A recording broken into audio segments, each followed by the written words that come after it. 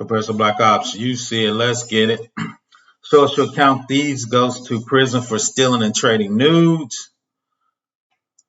A New York man received 3-year sentence in federal prison for hacking social media accounts of dozens of female college students and stealing photos and videos of them.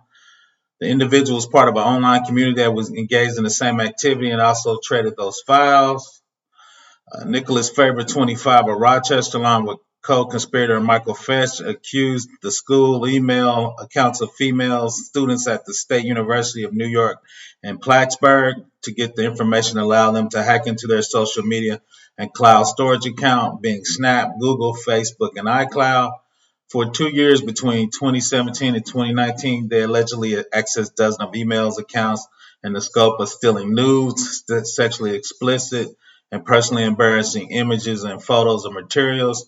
On February 8th, Faber pleaded guilty.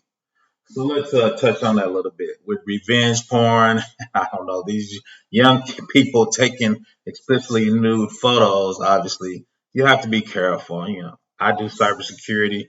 We talk on this channel news of people getting hacked and ransomware. So if you're going to keep private photos, you should definitely keep them on a USB drive or something you can personally disconnect from the internet. Not saying that you should take explicitly photos on the internet, but if you do, put them on a USB drive that you physically control, right? We always talk about losing control of data.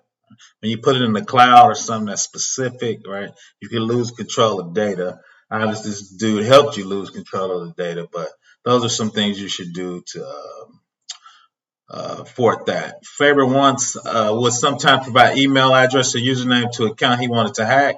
The prosecutor found evidence of more than 50 such requests. According to the prosecutor, Faber tried to hack into more than 24 accounts of females he knew, but managed to just break into 10 of them. Obviously, cloud security is getting better. He only got into 10 of those accounts, but if you were one of those 10, I mean, obviously that has to be nerve-wracking, and especially when you're a young person, you're trying to come up in the world, and this dude's got naked pictures of you. One of the methods used to initiate password resets, procedures, and providing corrective action from security questions that allow them to define the password. Faber also pulled a sick prank and created collages that mix private photos of students in their formal graduation ones. Then the collage was then distributed. So he took your naked pictures and interspersed them into your graduating pictures. So now your family's seeing them, people you didn't know were seeing them. You might actually post that on an open site because you think it's just you graduating. When complaints came about about the account lockout due to unauthorized password changes, the university started to investigate the act to prevent the hackers from accessing the system through a virtual private network. Another described for accessing victim Snapchat account, including texting them that they used the victim phone number to sign up to. They needed to inferior code to log in. As part of the plea deal, Faber agreed to pay restitution of $35,000 to the Sunny B investigation effort in order to forfeiture the electronic equipment he possessed at the time of the arrest. Fisher also pleaded guilty of computer hacking, aggravated identity theft, child pornography offense, and is awaiting sentences on November 3rd.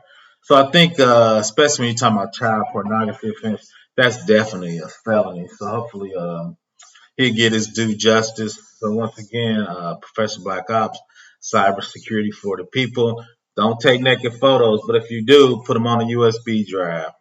Have a great weekend.